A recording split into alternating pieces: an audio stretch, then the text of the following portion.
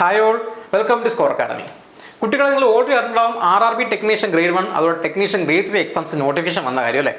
അപ്പോൾ ഈ എക്സാംസ് ആയിട്ട് ബന്ധപ്പെട്ട ഡീറ്റെയിൽസ്, എക്സാമ്പിൾ പറഞ്ഞാൽ ഈ ഒരു ജോബിൻ്റെ സാധ്യതകൾ, അതുപോലെ തന്നെ വേക്കൻസീസ്, അതുപോലെ എങ്ങനെയാണ് എക്സാം ഓൾറെഡി അപ്ലൈ ചെയ്യേണ്ടത്, അപ്പോൾ ഇങ്ങനെയുള്ള കാര്യങ്ങളെക്കുറിച്ച് ഡീറ്റെയിൽസ് ഓൾറെഡി നമ്മൾ ചാനലിൽ ഷെയർ ചെയ്തിട്ടുണ്ട്. ആ ഡീറ്റെയിൽസ് അറിയാൻ നിങ്ങൾക്ക് എന്ത് ചെയ്യാം, ഉറപ്പായിട്ട് വീഡിയോസ് ചെക്ക് ചെയ്യാം. മാത്രമല്ല ഇനിയും എക്സാംസ് അപ്ലൈ ചെയ്ത ആൾക്കാരുണ്ട്, എത്ര പേര് അപ്ലൈ ചെയ്യുക, കൂടാതെ പ്രിപ്പറേഷൻ ഉടൻ തന്നെ സ്റ്റാർട്ട് ചെയ്യുക.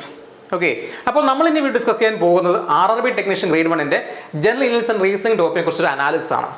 അതായത് റീസണിങ്ങിൻ്റെ സിലബസ് എന്തൊക്കെയാണ്, അതുപോലെ റീസണിങ് ഇമ്പോർട്ടൻസ് എന്താണ്, അതുപോലെ പ്രിപ്പറേഷൻ എങ്ങനെ ആയിരിക്കണം, അതുമാത്രമല്ല ആദ്യം പഠിക്കുന്ന വ്യക്തിയാണെന്നുണ്ടെങ്കിൽ അവർ ബേസിൽ എന്തൊക്കെ പഠിച്ചു വെക്കണം, എന്തൊക്കെ അറിഞ്ഞിരിക്കണം, ഇങ്ങനെയുള്ള കാര്യങ്ങളായിരിക്കും ഉറപ്പായിട്ടും ഈ വീഡിയോ ഡിസ്കസ് ചെയ്യാൻ പോകുന്നത്.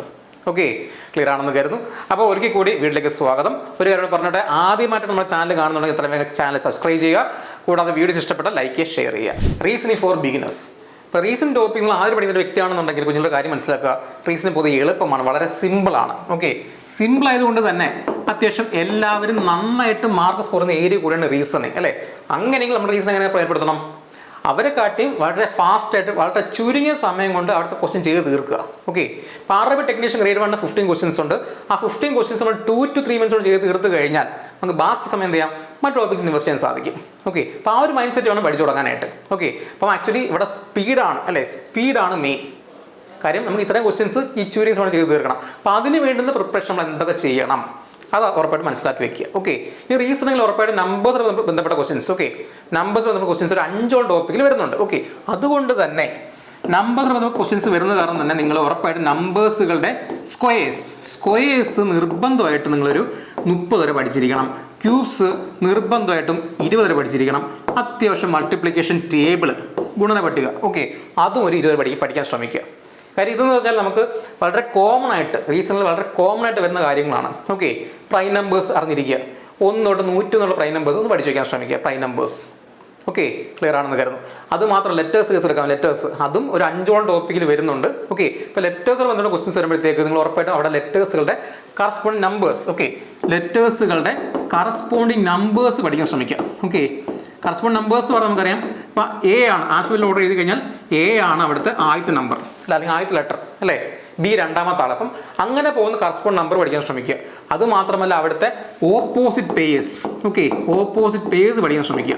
ഓക്കെ, അതായത് നോർമലായിട്ട് ആൽഫബറ്റിൽ ഓർഡറിൽ A ആണ് 1, B 2 അല്ല അങ്ങനെ പോവുകയാണ്. ഇനി ഈ ലെറ്റേഴ്സിന് തിരിച്ച് റിവേഴ്സ് ഓർഡർ എഴുതി കഴിഞ്ഞാൽ അല്ലെങ്കിൽ ഡിസെൻഡിങ് ഓർഡർ എഴുതി കഴിഞ്ഞാൽ Z 1 ആകും അല്ലേ, Y 2 ആകും, X 3 ആകും അല്ലേ. അങ്ങനെയെങ്കിൽ Aയും Zനും ഓപ്പോസിറ്റ് പെയർ ആണ്, Bയും Yയും ഓപ്പോസിറ്റ് പെയർ ആണ്, Cയും Xും ഓപ്പോസിറ്റ് പെയർ ആണ്. അപ്പോൾ അങ്ങനെ പോകുന്ന ഓപ്പോസിറ്റ് പേഴ്സ് ഒന്ന് പഠിച്ചു വെക്കുക. ഇതൊന്നും പഠിക്കാൻ വലിയ പാടൊന്നുമില്ല, ബേസിക് ആയിട്ട് ഒരു ബിഗിനർ പഠിച്ചിരിക്കുക. ഓക്കെ, പിന്നീട് ഇനി പറഞ്ഞ ഡയറക്ഷൻ എടുക്കാം, ഡയറക്ഷൻസ്. ഓക്കെ, ദിശകൾ അവിടെ ഉറപ്പായിട്ട് നമുക്ക് എല്ലാ ദിശകളും ഏതൊക്കെയാണ് എന്തൊക്കെയാണെന്ന് മനസ്സിലാക്കി വെക്കണം. ഓക്കെ, ഇനി ഫാമിലി റിലേഷനുമായിട്ട് ബന്ധപ്പെട്ട ക്വസ്റ്റ്യൻസ് വരുന്നുണ്ടല്ലേ, ഇവിടെ റിലേഷൻഷിപ്പ് അല്ലേ, രക്തബന്ധം, അവിടെ ഉറപ്പായിട്ട് നമ്മുടെ എല്ലാ ഫാമിലി മെമ്പേഴ്സ് അറിഞ്ഞിരിക്കുക, ആരൊക്കെ എന്തൊക്കെയെന്ന് വ്യക്തമായിട്ട് മനസ്സിലാക്കി വെക്കുക. ഓക്കെ, അപ്പം ഇങ്ങനെയുള്ള ബേസിക് പ്രിപ്പറേഷൻ മാത്രം മതി റീസൺ പഠിക്കാനായിട്ട്, വലിയ സംഭവം നമ്മൾ പഠിക്കാനില്ല. ഓക്കെ, അപ്പം ഇത് പഠിച്ചു കഴിഞ്ഞിട്ട് ഉറപ്പായിട്ട് എന്താണ് നമ്മുടെ സ്പീഡ് ഇമ്പ്രൂവ് ചെയ്യണം. ഓക്കെ, അതിനായിട്ടാണ് ആക്ച്വലി ഇതൊക്കെ പഠിക്കാൻ പറയുന്നത്. അതായത് എത്ര പേന ഒഴിവാക്കുന്ന അത്ര സമയ ലാഭം കിട്ടും. അപ്പം ഇങ്ങനെയുള്ള കാര്യങ്ങൾ പഠിച്ചു വെച്ച് കഴിഞ്ഞാൽ നമുക്ക് പേന അധികം ഉപയോഗിക്കാതെ തന്നെ ഫാസ്റ്റ് ചെയ്യാൻ സാധിക്കും. ഓക്കെ, അപ്പോൾ എത്ര പേന ഒഴിവാക്കുന്നോ അത്ര സമയ ലാഭം കിട്ടും. അതിനും കൂടെയാണ് ഈ കാര്യങ്ങൾ പഠിക്കാൻ പറയുന്നത്. ഓക്കെ, ക്ലിയർ അല്ലേ, നമുക്ക് 2 to 3 മിനിറ്റ്സ് ചെയ്ത് തീർക്കണം. അപ്പോൾ അതുകൊണ്ട് ഇങ്ങനെയുള്ള കാര്യങ്ങൾ സെറ്റാക്കി വെക്കാൻ ശ്രമിക്കുക. ക്ലിയർ അല്ലേ, ശരി.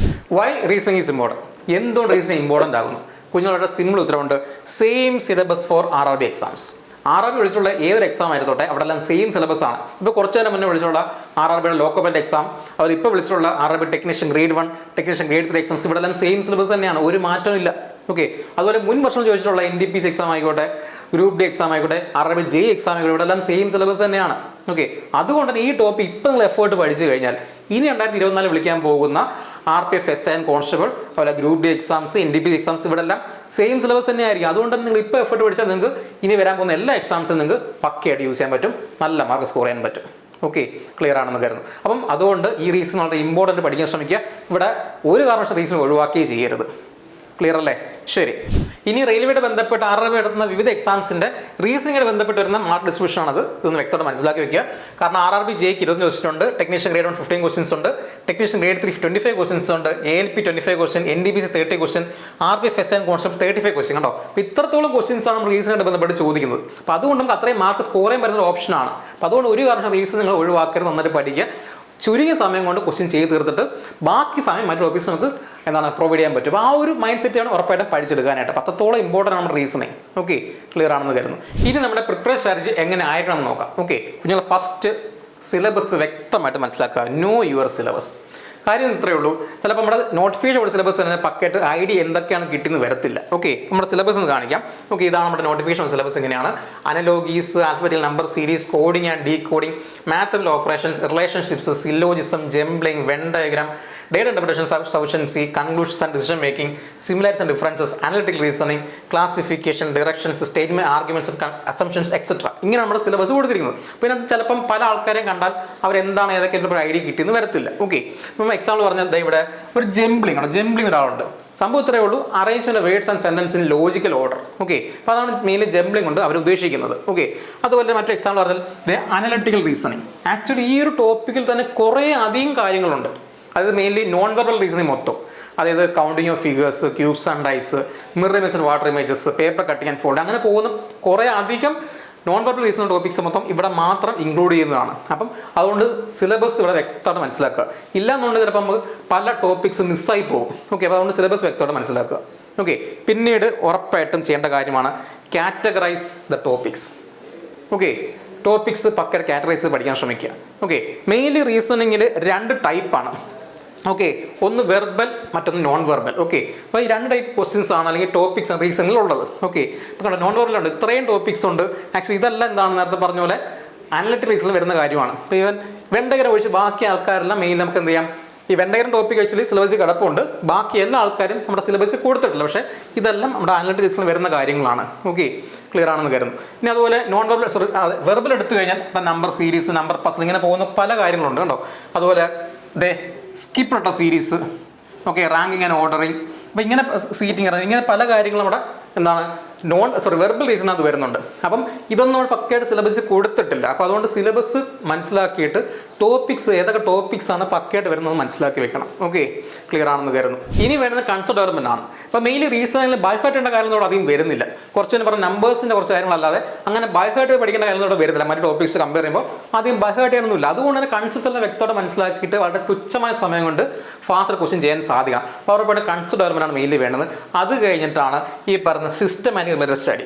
കാര്യം നമ്മൾ സിസ്റ്റമാറ്റിക്കായിട്ട് പഠിച്ചില്ലാന്നുണ്ടെങ്കിൽ നമുക്ക് ഈ റീസണിങ് കൊണ്ട് ഒരു പ്രയോജനം ഉണ്ടാകത്തില്ല. ഓക്കെ, ക്ലിയർ അല്ലേ? അപ്പോൾ ആദ്യം ഏത് ടോപ്പിക് പഠിക്കണം, ഏത് ടോപ്പിക് ലീസ്റ്റ് പ്രിഫറൻസ് കൊടുത്താൽ മതി. അപ്പം ഇങ്ങനെ ആ ഒരു പ്രിഫറൻസ് ഉറപ്പായിട്ട് ഇവിടെ കൊടുക്കണം. ഓക്കെ, ഇപ്പോൾ എക്സാമ്പിൾ പറഞ്ഞാൽ ഒരു 6 മാസം നമുക്ക് എക്സാംസ് വരുന്നുണ്ട്. ഓക്കെ, അപ്പോൾ ആ എക്സാമിൽ ഏത് ടോപ്പിക്ക് ആദ്യം പഠിച്ചു കഴിഞ്ഞാൽ നമുക്കത് യൂസ്ഫുൾ ആകുമെന്ന് മനസ്സിലാക്കാം. ഓക്കെ, അപ്പോൾ ഉറപ്പായിട്ട് ഞാൻ പറയും നോൺ വെർബൽ വരുന്ന കൗണ്ടിങ് ഓഫ് ഫിഗേഴ്സ് ആദ്യം പഠിക്കാൻ പറയും. ഓക്കെ, എന്താ റീസൺ വെച്ചാൽ ഇവിടെ കൗണ്ടിങ് ഓഫ് ഫിഗേഴ്സ് ക്വസ്റ്റ്യൻ ഇങ്ങനെ ചോദിക്കും. നമുക്കൊരു ഫിഗർ തന്നിട്ട് അവിടെ നമ്പർ ഓഫ് ട്രയാങ്കിൾസ് തന്നെ എടുക്കാനും അല്ലെങ്കിൽ നമ്പർ ഓഫ് റെക്ടാങ്കിൾസ് എന്നാനൊക്കെ ക്വസ്റ്റ്യൻസ് വരുന്നത്. അപ്പോൾ അവിടെ ആക്ച്വലി കുറച്ച് ട്രിക്സ് ഉണ്ട്. ആ ട്രിക്സ് വ്യക്തമായിട്ട് മനസ്സിലാക്കിയതിന് ശേഷം നമ്മളത് യൂസ്ഡ് ആകണം, നമുക്ക് ശീലമാകണം. അപ്പോൾ അതിന് വേണ്ടുന്ന കുറച്ച് ടൈം പീരീഡ്. ഓക്കെ, അപ്പോൾ ആദ്യം ഇത് പഠിച്ചു തുടങ്ങിക്കഴിഞ്ഞാൽ ഡെയിലി ഒരു 15 മിനിറ്റ് ഇതിനുവേണ്ടി സ്പെൻഡ് ചെയ്യുന്നത് ഉറപ്പായിട്ടും പ്രാക്ടീസ് ചെയ്ത് ആ ട്രിക്സ് യൂസ്ഡ് ആകും. മാക്സിമം ക്വസ്റ്റ്യൻസ് ഫാസ്റ്റ് ചെയ്യാൻ സാധിക്കും. അപ്പോൾ ഉറപ്പായിട്ടും കൗണ്ടിങ് ഓഫ് ഫിഗേഴ്സിന് ആദ്യം പഠിക്കാൻ ശ്രമിക്കുക. ഓക്കെ, അതിനുശേഷം നമ്പേഴ്സ് എടുക്കാം. ഓക്കെ, വെർബൽ നമ്പർ സീരീസ് എടുക്കാം. ഓക്കെ, നമ്പർ സീരീസ് ഉറപ്പായിട്ടും ആദ്യം പഠിക്കാൻ ശ്രമിക്കുക. കാരണം നമ്പർ സീരീസിനകത്ത് പല നമ്പേഴ്സും റിലേഷൻ വരുന്നു. ആ റിലേഷൻ കൊണ്ടുവരണമെന്നുണ്ടെങ്കിൽ നന്നായിട്ട് യൂസ്ഡ് ആകണം. ഓക്കെ, അപ്പോൾ ഉറപ്പായിട്ടും നമ്പർ സീരീസ്, ഈ പറഞ്ഞ നമ്പർ പസിള്, ഓക്കെ, പിന്നീട് problems of mathematical science, analogy, classification, ഇത്രയും കാര്യങ്ങളാണ് നമ്മുടെ നമ്പേഴ്സ് ബന്ധപ്പെട്ട്. കണ്ടോ, ഇത്രയും ടോപ്പിക്സ് നമ്പേഴ്സ് ബന്ധപ്പെട്ട ക്വസ്റ്റ്യൻസ് വരുന്നുണ്ട്. അപ്പം ആ ഒരു ഓർഡറിൽ പഠിക്കാൻ ശ്രമിക്കുക. ഓക്കെ, ഈ ലെറ്റർ സീരീസ് എടുക്കാം. ഓക്കെ, ലെറ്റേഴ്സിൻ്റെ കേസ് എടുക്കാം. ഉറപ്പായിട്ടും കോഡിംഗ് ഉണ്ട്, ലെറ്റർ സീരീസ് ഉണ്ട്, സ്കിപ്പ് ലെറ്റർ സീരീസ് ഉണ്ട്. കൂടാതെ ഈ അനലോഗിയും ഈ പറയുന്ന സിമിലാരിറ്റീസും ഈ പറഞ്ഞ ലെറ്റേഴ്സ് വന്നിട്ട് ക്വസ്റ്റ്യൻസ് വരുന്നുണ്ട്. അപ്പോൾ നമുക്ക് അങ്ങനെ റിലേറ്റ് ചെയ്ത് മാക്സിമം പഠിക്കാൻ ശ്രമിക്കുക. ഓക്കെ, ഇനി നമുക്ക് സിലോജിസം എടുക്കാം. സിലോജിസം, ഓക്കെ, ഇപ്പോൾ സിലോജിസം എന്ന് പറഞ്ഞാൽ നേരത്തെ പറഞ്ഞ പോലെ ഇവിടെ ഒരു പുതിയ തിയറി തന്നെയുണ്ട്. ഓക്കെ, അതായത് ഒരു പല ടൈപ്പ് സ്റ്റേറ്റ്മെന്റ്സ് വരുന്നുണ്ട്. ആ സ്റ്റേറ്റ്മെന്റ്സ് കോമ്പിനേഷൻസ് വരുന്നുണ്ട്. പക്ഷേ ഈ വെൻ ഡയഗ്രാം എന്ന് പറയുന്ന ആ ഒരു കൺസെപ്റ്റ് വെച്ചാണ് സിലബസ് നമ്മൾ സോൾവ് ചെയ്യുന്നത്. ഓക്കെ, അപ്പം അങ്ങനെ കുറച്ച് ആൾക്കാരെ റിലേറ്റഡ് പഠിക്കാൻ ശ്രമിക്കുക. ഉറപ്പായിട്ടും ഈ ഒരു രീതി തന്നെയായിരുന്നു ഞങ്ങൾ നിങ്ങൾക്ക് ക്ലാസ് പ്രൊവൈഡ് ചെയ്യുന്നത്. ഓക്കെ, ആ ഒരു സിസ്റ്റമാറ്റിക് സ്റ്റഡി ഉണ്ടാകാൻ ശ്രമിക്കുക. ഓക്കെ, ക്ലിയർ ആണെന്നായിരുന്നു. പിന്നീട് എപ്പോഴും പറയുന്ന പോലെ ഡെയിലി പ്രാക്ടീസാണ്. നന്നായിട്ട് പ്രാക്ടീസ് ചെയ്യുക. പ്രാക്ടീസ് ഉറപ്പായിട്ടും സ്പീഡ് നന്നായിട്ട് ഇമ്പ്രൂവ് ചെയ്യുക. അതുപോലെ തന്നെ മാക്സിമം ടെസ്റ്റ് സീരീസ്, മോക്ക് ടെസ്റ്റുകൾ, ഓക്കെ, PY ക്വസ്റ്റ്യൻസ് എല്ലാം മാക്സിമം പ്രാക്ടീസ് ചെയ്യാൻ ശ്രമിക്കുക. ഓക്കെ, ഇങ്ങനെ ചെയ്താൽ മാത്രം ഉറപ്പായിട്ട് നമുക്ക് നമുക്ക് യൂസ്ഫുൾ ആക്കാൻ പറ്റുള്ളൂ. മാക്സിമം ക്വസ്റ്റ്യൻ ചെയ്ത് പഠിച്ച് പ്രാക്ടീസ് ചെയ്യുക. ഓക്കെ, ക്ലിയർ ആണെന്ന് കരുതുന്നു. ശരി, ഇനി അഡ്വാൻറ്റേജ് ഓഫ് റീസണിങ്ങിൻ്റെ ഗുണം എന്താണ്? ഓക്കെ, നേരത്തെ പറഞ്ഞ പോലെ common syllabus four all exams. എല്ലാ എക്സാംസ് സെയിം സിലബസ് ആണ്. അതുകൊണ്ട് തന്നെ നമ്മൾ ഇപ്പോൾ തന്നെ എഫേർട്ട് എടുത്ത് പഠിച്ചു കഴിഞ്ഞാൽ നമുക്ക് ഇനി വരാൻ പോകുന്ന എല്ലാ എക്സാംസും നിങ്ങൾക്ക് യൂസ് ചെയ്യാൻ പറ്റും. ഓക്കെ, പിന്നീട് no by heart learning needed. നേരത്തെ പറഞ്ഞ പോലെ ഇവിടെ പ്രത്യേകിച്ച് ഒന്നും കാണാൻ പഠിച്ചു വേണ്ട കാര്യമൊന്നുമില്ല. കുറച്ച് കാലം ഒഴിച്ച് ബാക്കിയൊക്കെ നമ്മൾ കൺസെപ്റ്റ് ബേസ്ഡ് ആണ് പഠിച്ചു പോകുന്നത്. അപ്പം പ്രത്യേകിച്ച് കാണാൻ വേണ്ട കാര്യം ഇവിടെ വരുന്നില്ല. ഓക്കെ, പിന്നീട് no need of last minute preparation. Actually കറക്റ്റായിട്ടൊരു ഓർഡറിൽ സിസ്റ്റമാറ്റിക്കായിട്ട് പഠിച്ചു പോയി കഴിഞ്ഞാൽ നിങ്ങൾക്ക് സത്യം പറഞ്ഞാൽ പിന്നീട് അവസാനം ഒരു ലാസ്റ്റ് മിനിറ്റ് പ്രിപ്പറേഷൻ്റെ ആവശ്യം വരുന്നില്ല. ഓക്കെ, അത് ഡെയിലി പ്രാക്ടീസ് മാത്രം മതിയാകും. സത്യം പറഞ്ഞാൽ ലാസ്റ്റ് മിനിറ്റ് പ്രിപ്പറേഷൻ ഇവിടെ പോസിബിളേ അല്ല. കാര്യം നമ്മൾ നേരത്തെ പറഞ്ഞു നമുക്ക് തുച്ഛമായ സമയങ്ങൾ ക്വസ്റ്റ്യൻ ചെയ്ത് തീർക്കണം. അതുകൊണ്ട് തന്നെ അവസാന മിനിറ്റ് പോയി റീസൺ പഠിക്കാൻ കരുതി കഴിഞ്ഞാൽ അതുകൊണ്ട് വലിയ പ്രയർ ഉണ്ടാകത്തില്ല. ഓക്കെ, ക്ലിയർ ആണെന്ന് കരുതുന്നു. പിന്നീട് any new question can be attended. Okay, അപ്പം ഈ കൺസെപ്റ്റ് എല്ലാം വ്യക്തമായിട്ട് പഠിച്ചു കഴിഞ്ഞാൽ നിങ്ങൾക്ക് ഏതൊരു പുതിയ ക്വസ്റ്റ്യൻ വന്നാൽ സിമ്പിളായിട്ട് സോൾവ് ചെയ്യാൻ പറ്റും. ഓക്കെ, ഇതാണ് റീസണിങ്ങിൻ്റെ ഗുണം. അപ്പോൾ അതുകൊണ്ട് തന്നെ മാക്സിമം മാർക്ക് സ്കോർ ചെയ്യാൻ സാധിക്കും. ക്ലിയർ അല്ലേ? ശരി, ഇനി why each mark is important. റീസണിങ്ങിൽ ഓരോ മാർക്ക് എന്തുകൊണ്ട് ഇമ്പോർട്ടൻ്റ് ആകുന്നു?